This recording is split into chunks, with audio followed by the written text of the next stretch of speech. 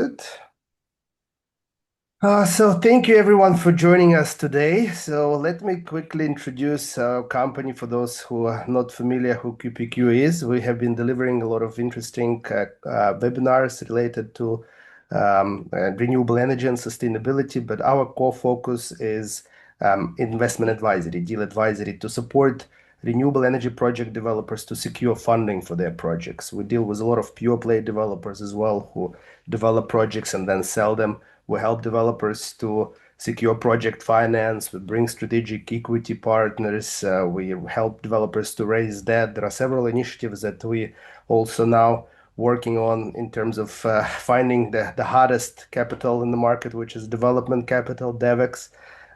So there are a number of things that we do within the renewable energy and sustainability project finance. So we're an international company with a headquarters in the UAE, but with across multiple states in the US, across multiple countries in Europe, also in South Africa, Middle East, India, and Australia. Our speaker today is our senior key deal advisor, Mukesh Kolhi. I will introduce him in a second. He is based in Australia. That's why we have this, the timing is a bit odd. Normally we do our webinars in the evening GST time, but to accommodate Australia, India, Middle East, and also to give opportunity to people who are based in the North America to join as well. We did this kind of in the middle of the day for us here in the UAE, in Dubai, but it's evening for Mukesh, and for some of you it's in India, it's already also closer to evening, and in the US, it's morning. So it's great that you guys been able to join. So we have here Mukesh Kolhi. He's our senior, as I mentioned, senior key deal advisor who's been with us for more than 3 years now, right, Mukesh? And Yep. before that, Mukesh has more than 30 years of experience in renewable energy. He worked across Australia, Germany, France, few other European countries, also in Asia and India, leading teams in Bosch, ABB, Suzlon. I think you finished your career in Suzlon was as a CEO, if I'm not mistaken, right, Mukesh? I don't want to get your facts wrong, so I'll let you introduce yourself properly. And of course, you can introduce the subject of today's webinar. I'm very much excited to hear about Indian market is huge market, huge potential. We have a lot of stakeholders in our network, so it would be very interesting to share some insights that you've been able to accumulate and share that with our audience. So just few technical moments that I'd like to go through before we get started. So we have here in Zoom platform, there is a separate section for Q&A. So basically, if you want to post a question anytime through Mukesh's presentation, just go click on Q&A and post the question. And then in the end of the presentation, we will have a Q&A session where Mukesh will address questions, as many as we are able and the time permits. In the chat section, I will be posting the presentation that Mukesh has created, also a few other very valuable links like referral program that we are running, also the deal advisory program, and a few other useful links. So please revisit those. I will be reposting them. I'll post them now and then repost again in the end of the webinar for those who perhaps joined late and couldn't see them from the beginning. And yeah, so please don't forget to post your questions. Mukesh, the floor is yours. I think I enabled the screen sharing. Please go ahead. Sure. Thank you. I will be on the background. If you need anything from me, I will be happy to Sure. yeah. No worries. I hope everyone is able to see my screen. Vlad, are you able to see my screen? Yep. It's I can see the first slide. Awesome. Yep. Awesome. Yeah, thank you. Thank you, Vlad, for that kind introduction and obviously providing overview of activities at QPQ. So I won't repeat on any of those. And hello and a warm welcome to all the participants on this webinar. As Vlad briefly introduced, my name is Mukesh Kole. I'm based in Melbourne, Australia. And I've been here since more than 3 years now, 3.5 years precisely. And prior to that, I spent almost 35 years in corporate world, spanning across 3 multinational companies, Robert Bosch, ABB, and Suzlon Energy Limited, with my last corporate assignment at Suzlon Energy Australia as the chief executive of that business. And it's my pleasure to have you join us for this exciting webinar focused on Indian market and then the energy transition that's happening around the world and obviously India. My advisory work spans a wide range of technologies, including solar PV, battery energy storage systems, wind energy, hydrogen, ammonia, power infrastructure for data centers, which are the emerging demand and load centers around the world, and numerous recycling processes, whether it is waste to municipal solid waste or agri waste, those kind of processes I do also advise. My principal focus areas in terms of geographies include India, Australia, and the United States. Today, I'm delighted to share insights into the dynamic developments unfolding in India's energy sector and the compelling opportunities this market presents.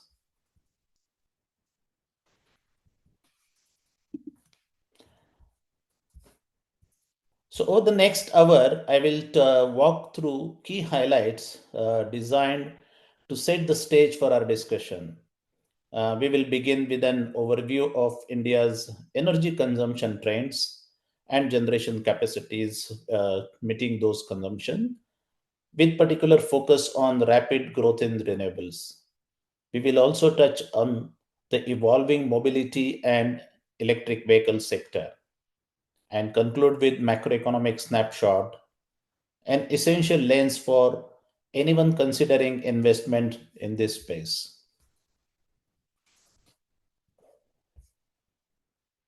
As we speak, India is now the world's third largest energy market, following China and the United States.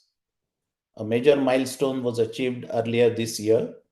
50% of India's installed generation capacity now comes from renewable or non-fossil sources. India has committed to achieving net zero emissions by 2070. Given the current momentum, strong political will, and leadership, it's quite possible that this target could be met ahead of schedule. To accelerate the energy transition, India launched the One World, One Sun, One Grid initiative at COP26 summit in collaboration with the United Kingdom, the International Solar Alliance, and the World Bank Group. This visionary program aims to promote global solar energy connectivity, and over 80 countries have endorsed this initiative. Domestically, India has rolled out several supportive policies for renewable energy development, covering wind energy, utility scale solar, rooftop solar, and many more.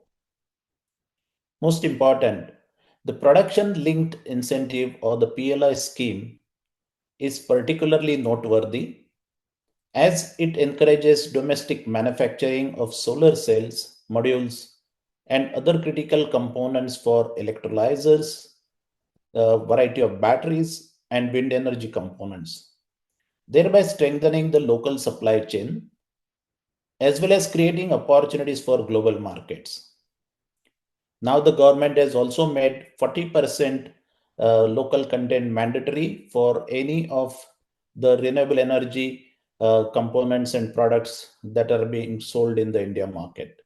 This will boost further the local manufacturing and the support growth of the economy.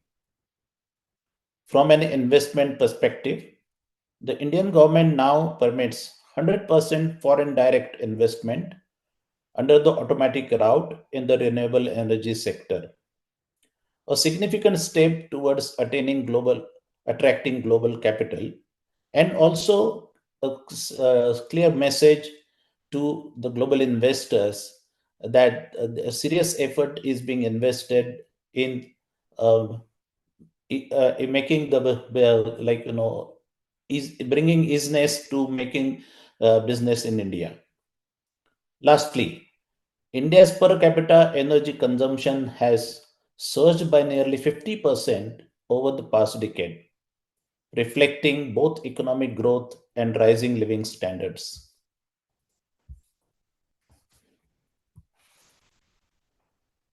India's energy consumption has grown substantially over the past 8 years.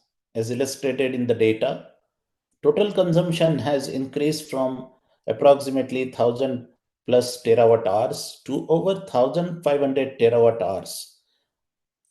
The demand is primarily driven by three sectors: industrial, residential, and agriculture.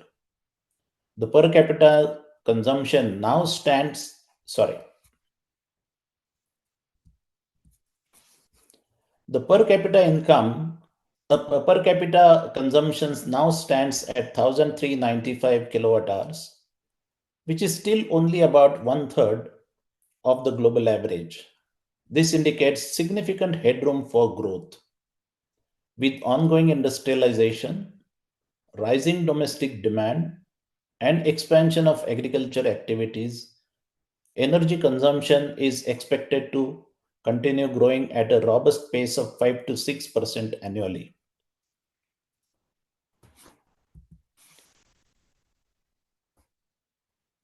The rising energy demand is met through a diverse mix of fuels. As of the financial year 23-24, fossil fuels still account for approximately 78% of total energy requirements, with renewables and electricity contribute over 22%. Encouragingly, the reliance on fossil fuels has declined from 82% to 78% over the past decade. Meanwhile, the share of electricity largely driven by renewables, renewable sources has increased from 18% to 22%. This shift reflects India's strategic push towards cleaner energy and growing integration of renewables in the national grid.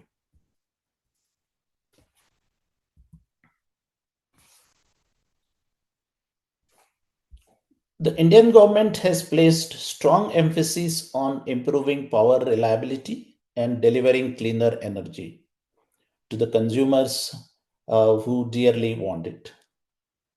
Over the past decade, electricity shortages have been dramatically reduced to just about 0.3%, thanks to significant infrastructure investments and structural changes the way the electricity is transmitted and distributed. Installed capacity has grown substantially, with 50% now coming from renewable sources. Energy consumption has more than doubled from 874 terawatt hours to 1500 terawatt hours, representing a growth rate of nearly 6% annually. Peak electricity demand has surged to 80%, posing new challenges for grid stability and capacity planning. Renewable energy capacity has more than doubled, rising from 76 gigawatt to whopping 191 gigawatt over the last 10 years. Most importantly, power demand shortages have dropped from 4.5% to 1.4%, and overall electricity shortages have declined to just about 3.3%.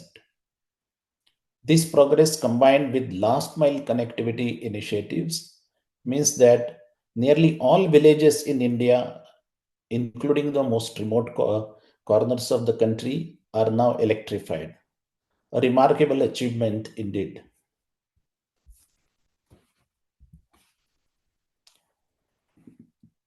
The Indian government is strongly committed to decarbonization and meeting its net zero targets. Rapid urbanization and increasingly congested cities are adding pressure to reduce greenhouse gas emissions and improve air quality. The industrial sector is the largest consumer of both energy and electricity in India. accounting for nearly 50% of total energy consumption and 42% of electricity usage. Over the past decade, there has been a noticeable shift towards cleaner fuels in industry. The share of coal in industrial energy consumption has declined from 70% to 63%, reflecting a gradual but meaningful transition. Several energy efficiency schemes have also been institutionalized, leading to significant reduction in carbon dioxide emissions, particularly in energy intensive sectors like iron and steel. These efforts are critical not only for environmental sustainability, but also for improving industrial competitiveness and resilience.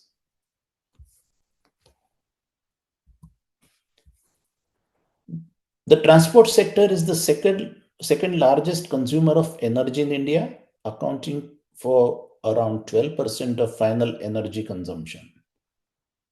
This sector plays a vital role in India's socio-economic development, providing connectivity and integration for over 1.4 billion population. Over the past decade, transport has witnessed highest growth in energy demand among all sectors, rising from 470 terawatt hours to over 830 terawatt hours.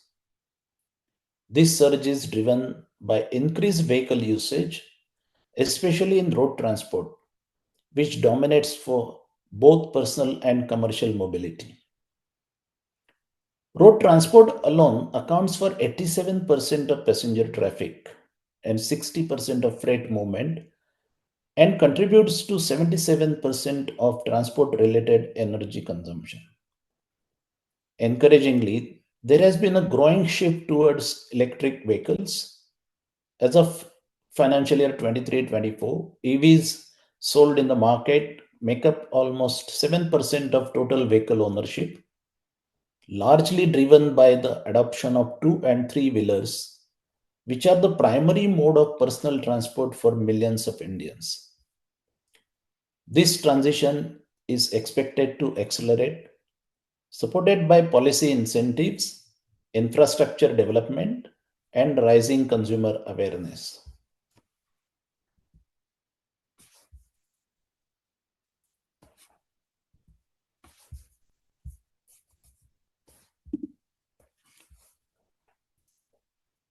The building sector is the second largest consumer of electricity after the industry, accounting for 32% of total electricity consumption in India. Rising living standards, widespread electrification, and urbanization have led to a significant increase in electricity use in residential buildings. As poverty levels decline and urban migration continues, electricity demand in building sector is expected to grow steadily. This trend underscores the importance of energy efficient building design, smart appliances, and sustainable urban planning to manage future demand.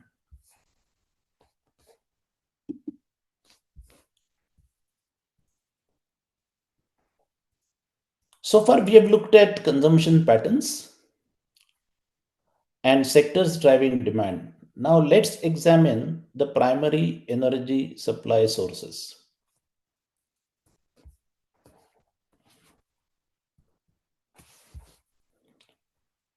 India's energy supply is still predominantly fossil fuel based, with coal, oil, gas forming the backbone of the energy mix. The supply landscape is characterized by diverse sources, but rapid population growth and urbanization, the demand for all energy types continue to rise. Coal remains the dominant fuel, especially in the power and industrial sectors, where its usage has increased significantly. While renewables are growing, coal's role in the primary energy mix remains substantial, highlighting the need for balanced and phased energy transition. Sorry. India comprises of 28 states and 8 union territories, many of which are highly industrialized and continue to grow rapidly. The top 10 energy consuming states and also so, identified from the GDP contribution are led by Maharashtra, Gujarat, Tamil Nadu, which are active in both fossil and non fossil fuel generation. States like Maharashtra, Rajasthan, Karnataka, and Tamil Nadu are also leading the way in renewable energy development thanks to their rich solar and wind resources. On the other hand, states such as Madhya Pradesh, West Bengal, Bihar, and Jharkhand are rich in coal reserves and play a critical role in thermal power generation. This regional diversity in energy sources and generation capacity is key factor in shaping India's overall energy strategy and increasing demand on grid stability.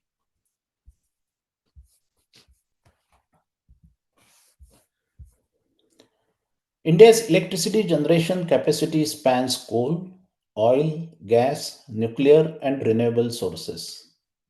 As of financial year 23-24, India had an installed utilities scale capacity of approximately 440 odd gigawatt, which grew to another by another 12 gigawatt in the following 6 months until October 24. The coal-based power plants still contribute the largest share, around 48% of total installed capacity. However, this is down from 59% over the last 8 years, reflecting a clear shift towards cleaner energy. The installed capacity of non fossil fuel sources is growing at an annual rate of 9%, reaching 211 gigawatts as of October 24. This growth highlights India's commitment to its net zero target and its interim goal of achieving 500 gigawatt of non-fossil fuel capacity by 2030.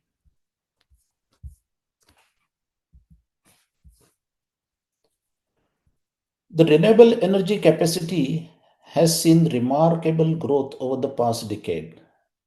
As noted earlier, over the last 10 it has increased from 90 odd gigawatts to over the 191 gigawatts in financial year 23-24. Solar energy leads the way with rapid expansion since 2017 when the global prices of solar modules dropped significantly, making solar energy generation more cost effective and generating increased or acceptable returns to the investors. In the last year alone, India added about 23 gigawatts of solar capacity, second only to China, demonstrating the rapid uh, growth of this sector, but also providing significant opportunity for new projects. Wind energy has also grown steadily from about 27 gigawatt in 2015-16 to 46 gigawatt in 23-24. Hydropower continues to play a significant role, though its growth has been more gradual. However, with new projects underway and a concise effort from the government of India, hydro is expected to contribute more meaningful in the coming years, largely driven by pumped hydro and small hydro projects. The government is targeting to auction about 40 to 50 gigawatts of new renewable capacity annually until 2030. It's quite likely this kind of capacity will be tendered even after 2030.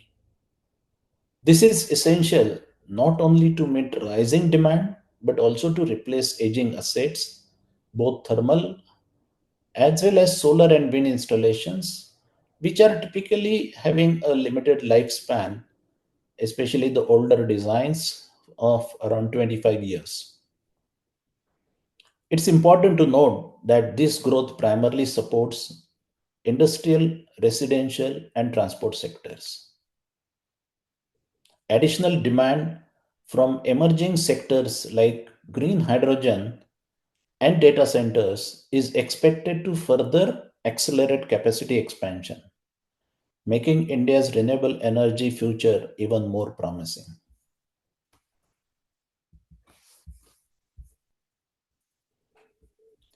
The renewable energy capacity can be broadly divided into hydro and non hydro assets. The non hydro segment primarily includes solar and wind, with biofuels emerging as a promising contributor to meet growing energy demand. Between 2016 and 25, the renewable energy capacity has grown at a compounded annual growth rate of about 20%, reaching about 20 gigawatts by financial year 24-25. Solar energy has been the key driver of this expansion, with 23 gigawatts added the last year, a significant jump from 15 gigawatts added the previous year. Hydro capacity has also grown from 36 gigawatts to 47 gigawatt as of March 25. Notably, small hydro plants have seen a fourfold increase, reaching about 5.1 gigawatts. Wind power is expected to see a major boost, with annual additions averaging 7 odd gigawatts over the next two fiscal years, up from 3.4 gigawatt added in 24-25. Largely driven by policy support, improved manufacturing capacity, and grid infrastructure upgrades.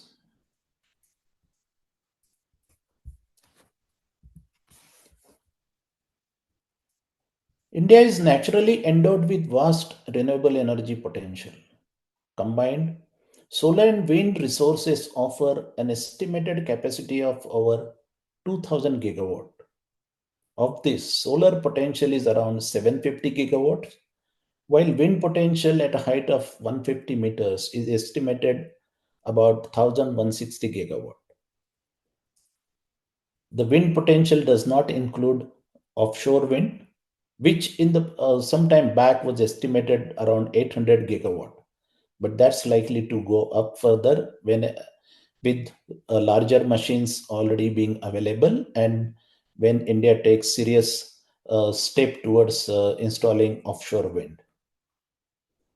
In addition, pumped storage and large hydro resources contribute another 300 gigawatt, making India one of the most resource rich countries for renewables. As an agriculture based economy, India also generates substantial biomass after each harvest. Traditionally, biomass was converted into biofertilizers, but this practice has declined. The government is now promoting the conversion of biomass into biofuels, biochar, and electricity, helping address disposal challenges while contributing to clean energy generation.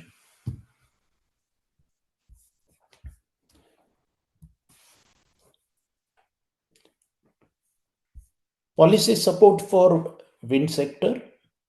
The wind sector is critical to India's energy transition. To attract global investment, the government allows 100% foreign direct investment under the automatic route.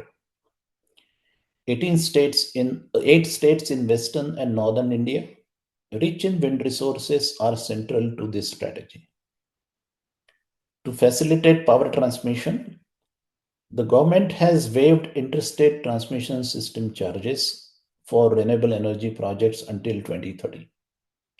Additionally, ultra mega renewable energy parks have been announced, being developed, and land and transmission infrastructure pre identified to enable plug and play development, which will expedite development, construction, and commissioning of large projects, bringing significant capacity into the grid and thereby accelerating growth of renewable energy capacity addition.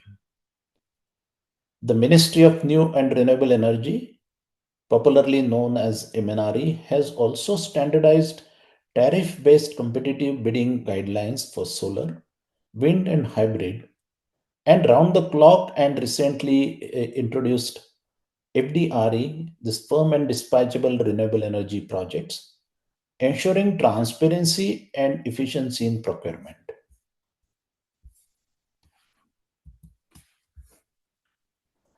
Solar energy plays a pivotal role in India's energy transition. With 300 plus days of sunshine annually across many states, India has an estimated solar potential of over 800 gigawatts, as mentioned previously. To harness this, both federal and state governments have launched multiple schemes and incentives. The production linked incentive scheme is driving domestic manufacturing of solar modules and cells, creating jobs and reducing import dependence. And this basically is also driven under Atmanirbhar Bharat, which is the central government's pet child to drive self-reliance and dependence. Renewable purchase obligations mandate distribution companies to procure a minimum percentage of power from renewable sources, ensuring steady demand. Rooftop solar is also gaining traction, supported by dedicated schemes and financial incentives. Like wind, ultra mega solar parks are being developed to accelerate large scale deployment and infrastructure readiness.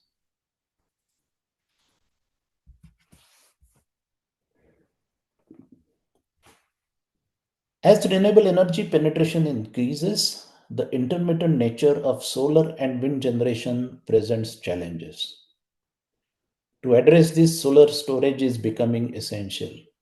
The India has started very late in terms of building energy storage capacities to support uh, the renewable energy in the grid.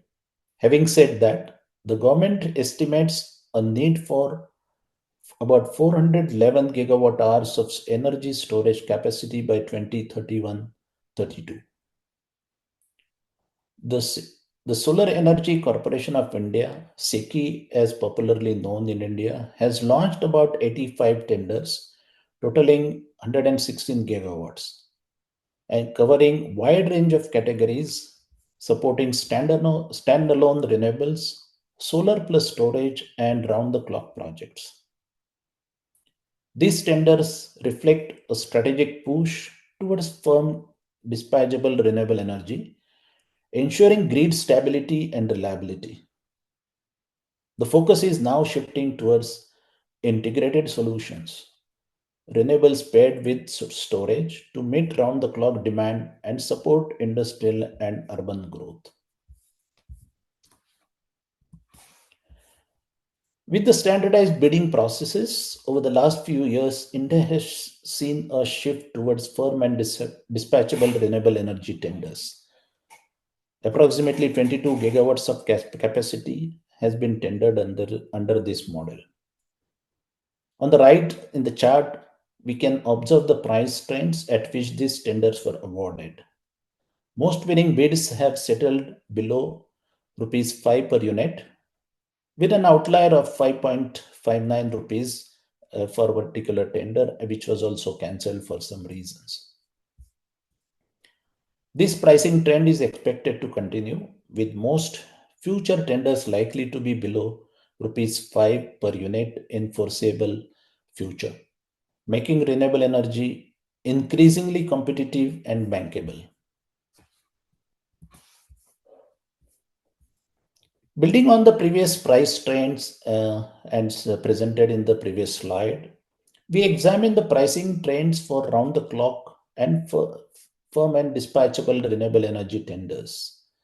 These tenders are categorized into various formats like around the clock, firm and dispatchable renewable energy with guarantees, big dispatch power, etc.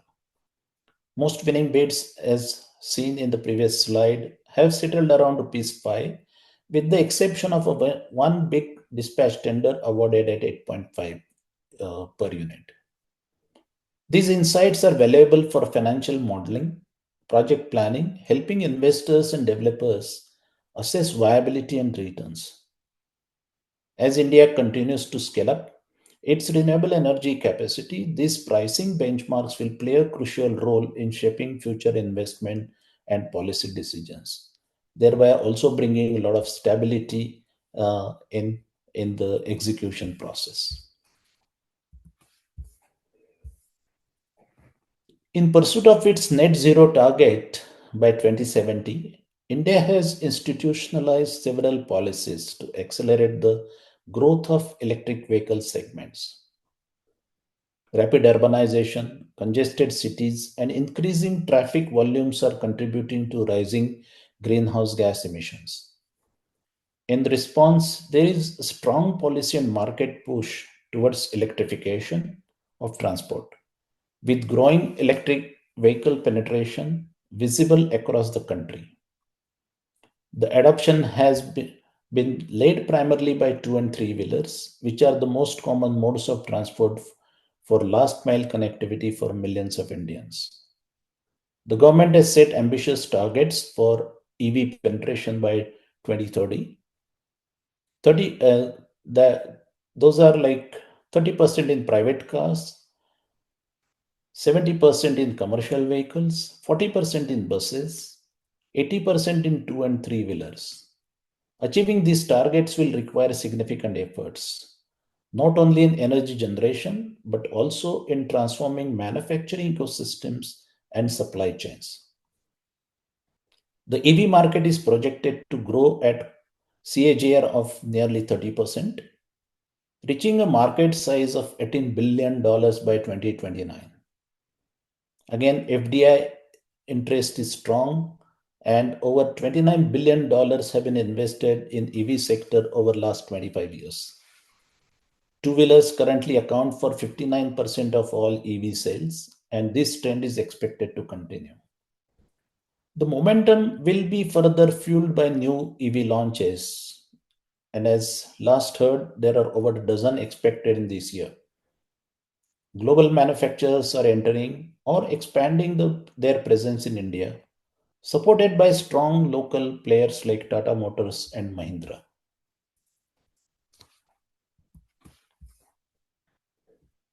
Throughout this presentation, I have highlighted Indian government's efforts to simplify foreign direct investment norms and policies. As of now, 100% FDI is permitted under automatic route in renewable energy sector. The sector is expected to attract over $250 billion in investment in the coming years. Of these, solar PV projects are projected to receive 15 plus billion. Battery manufacturing, which is key component, is expected to attract about $3 billion. Overall, India is set to invest close to $360 billion in renewable energy and infrastructure by 2030. To achieve 500 gigawatts of renewable capacity, an estimated 190 to 250 billion dollar will be needed.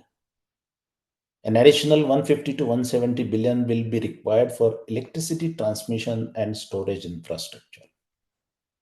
Major global investors such as Brookfield, I Squared Capital, CIP, Macquarie, BlackRock, Goldman Sachs, among many, have already committed large funds or already invested in India's renewable energy sector. State-owned enterprise NTPC is investing close to 10 billion in green hydrogen projects in Maharashtra, along with substantial investments in energy storage, pumped hydro, and large-scale renewable energy projects. NTPC is also targeting to build about 60 gigawatt of renewable capacity by 2032, reinforcing its leadership in India's renewable energy transition. In the preceding slides, we have explored energy consumption trends, generation capacities, and high growth sectors like wind, solar, EV, and others. As India continues to grow around 6 to 7% annually, electricity demand will rise in parallel. Now let's look at some macroeconomic indicators that support a positive investment outlook. India's GDP growth will continue is estimated between 6 to 7% in the coming years, driven largely by domestic consumption. Private consumption grew by 7.3% year on year, contributing to 62% of GDP. The agriculture sector grew by about 4%, supported by record crop production in the last few years. On the basis of favorable monsoon, and which has also boosted rural demand. The industrial sector grew by about 6% and is expected to maintain momentum due to increasing localization of supply chains and supportive government policies. These macroeconomic trends provide strong foundation for long-term investment in India's energy and infrastructure sectors. India's macroeconomic indicators continue to show broad-based progress. Core inflation has declined, reflecting easing cost pressures across goods and services. Government's capital expenditure has surged, particularly in infrastructure, defense, transport. A few years ago, India simplified its tax structure by introducing nationwide goods and services tax, which has in the last month again undergone another revision, simplifying it further and reducing it further to boost domestic consumption. As a result, tax revenues have grown significantly by about 15% year on year, strengthening fiscal capacity.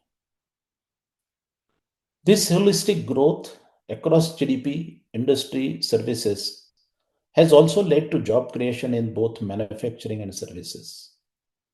Recently, S&P Global Ratings upgraded India's outlook to triple B with a stable rating, citing strong domestic consumption, robust investment trends, and stable central government. Private investments are expected to rise as capacity utilization improves and corporate order books expand. Both state and central governments continue to prioritize infrastructure development and faster execution. To summarize, there is a strong momentum in energy sector, especially renewables. The government is actively simplifying investment processes. Policy stability is encouraging long-term capital deployment. And we at QPQ International remain focused on the Indian market, given its compelling growth story, investment potential, and many opportunities. I thank you for your kind attention and participating in this webinar. I look forward to hearing your thoughts and would be happy to answer any questions. Thank Thank you, you. Mukesh. Thank you. Very, very interesting. I really appreciate you spending time and sharing your wisdom with us and the knowledge and experience and listening to what you've been talking about in the Indian market. It actually shows and highlights how how huge how big the market is and how the tremendous amount of opportunities it presents. Just first question for me, as a QPQ deal advisor and dealing with a number of projects and developers in India, what is the biggest challenge that you've been facing, in general, working with projects or with developers? And perhaps I could combine the second question because they're both interlinked. What are the things that investors are looking and why the traction, with the investors that what challenges investors basically see in the Indian market? Thank you, Vlad. I mean, you are spot on. There are challenges. The people on the ground, given that there is opportunity, people want to do it fast and do it yesterday, which is unlike to any investment management process decision making. Given that there is a cultural difference between global investors and Indians energy sector, this mismatch takes a bit of time for alignment and understanding. Most of the global investors I mentioned, they came to India a long time before. Like Goldman Sachs, is supporting the largest private um, renewable energy player, Renew Power. They're the principal investor. So they started more than 20 years back, their foray in India. So it takes a bit of patience, understanding, boots on the ground, and supporting local entrepreneurship.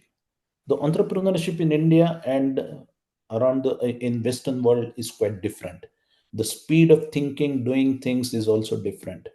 And so those are the challenges one has to factor, encounter, and patiently manage those to help channelize the capital.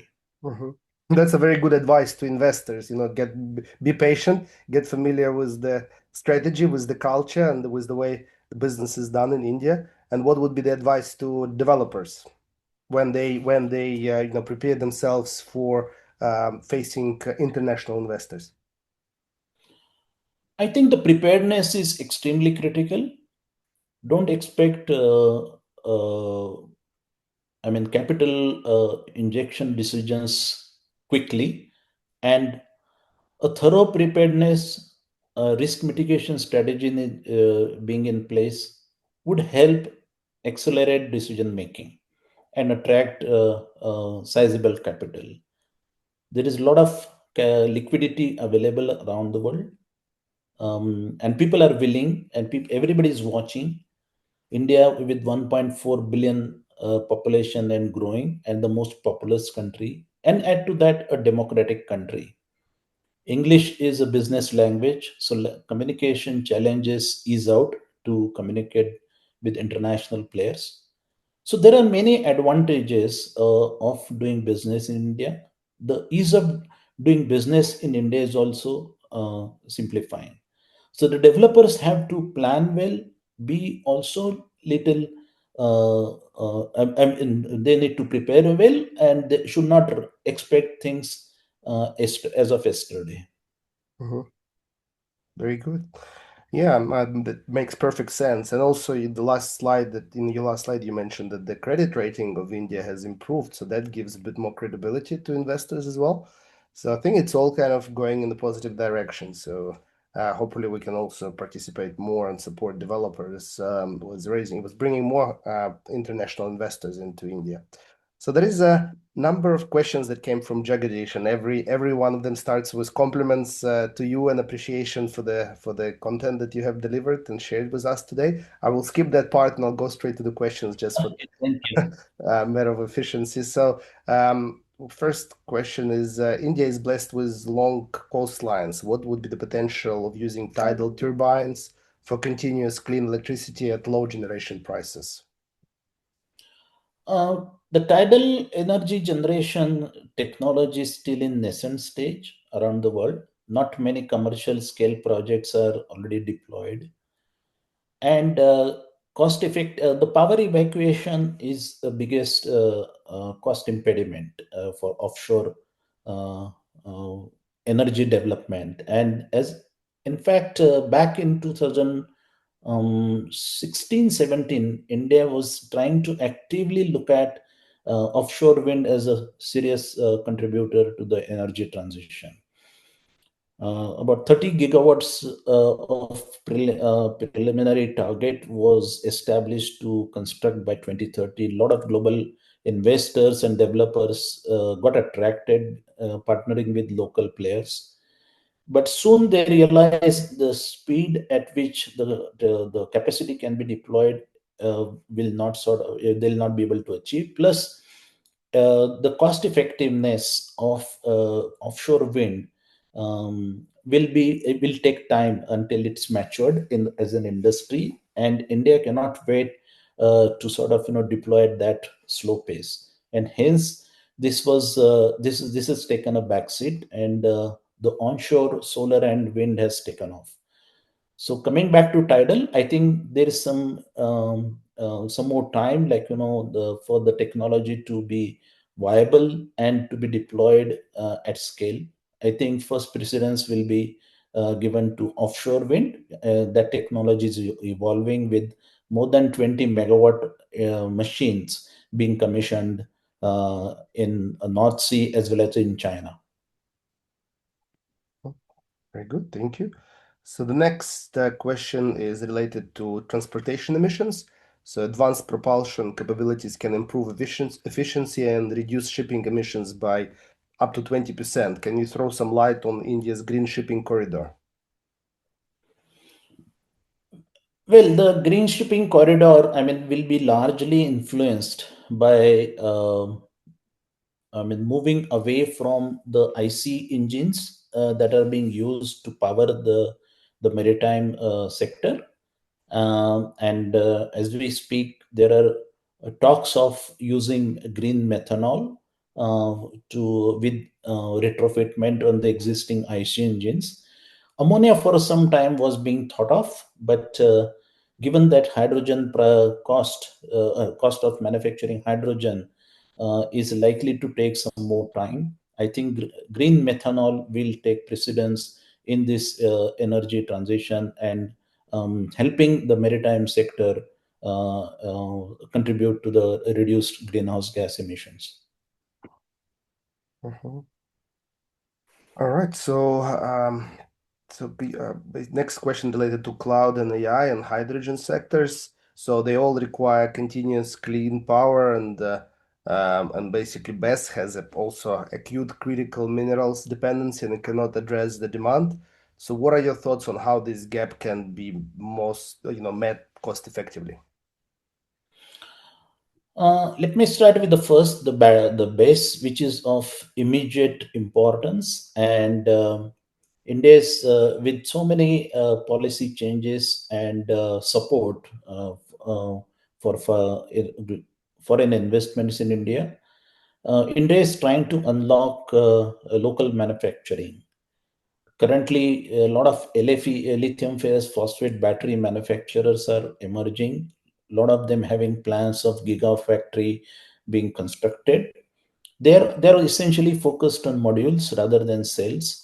With cells being still, China would be the global supplier for cells for foreseeable period of time, and that's also one of the reason of an increased traction between India and China to improve the trade and business relationships. And also, China, since China also holds significant rights on processing rare earth minerals, India's effort to sort of bring about transparency and diligence in the trade practices between India and China. So the base the that's of the paramount importance. And as I mentioned, pumped hydro and small hydro projects will are taking off, and they don't require as much footprint, and they do not have as much ecological adverse impact, and the construction time is also shorter. The power, because that can give 4 to 6 or even move to about 8 to 10 hours of energy storage capacity. um, then moving into hydrogen, there is a push in India. Hydrogen mission has been set up. There are smaller projects being developed in the range of 25 to 50 megawatts, but not beyond. And but as part of the hydrogen mission, larger projects will take off. The likes of Adani and Reliance Power, they are setting up large projects. Like Adani's biggest so far is 30 gigawatts capacity, integrated wind and solar, that will cater to multiple demands like methanol, data centers, as well as hydrogen. And Reliance has, I think, last month launched another 50 odd gigawatt, so one site project, which will be again on the western coast of Gujarat. So those are initiatives which are taking shape to basically support these sectors. And in tech, obviously, data centers. Now, I read, like, recently, the OpenAI is in talks with the Reliance and the government of India to mobilize $500 billion of investment in construction operation of data centers in India. And the large business houses like Reliance and Adani, Tata's, they're taking lead. Even Microsoft and Google have announced massive investments to build data centers. So that will support the entire digital under the Digital India initiative, massive infrastructure in cloud and AI space. Mhm. Thank you, Mukesh. And what do you see as the specific opportunities in the hydrogen space in India, production as well as consumption by sector or application? Uh, Everything and across value chain. So there are a number of electrolyzer technologies people are trying to commercialize. The traditional proton exchange membrane and alkaline hydrolyzers, plus Adani has acquired anion exchange membrane, which is much more efficient, and the cost of production of hydrogen is significantly lower. I think it's maturity of the industry which will enable production of electrolyzers at scale, and that will bring the cost of hydrogen production significantly lower.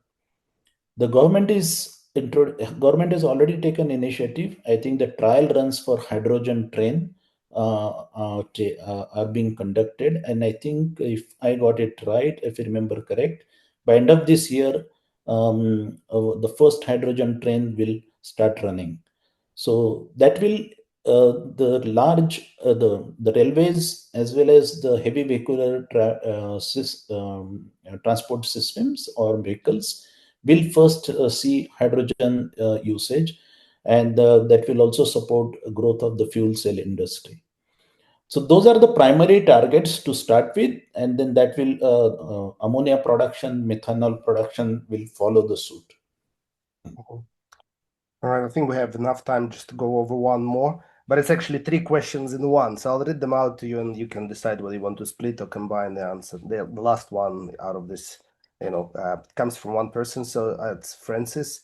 And the last one is actually slightly overlaps with what I asked you in the beginning about investors, and what are the challenges they experience. So first, is the government of India discouraging use of fossil fuels? In your experience, do FDIs find it comfortable, easy investing in India with reference to India's foreign investment policy? And what is overall response of QPQ investors about investing in India in the green energy?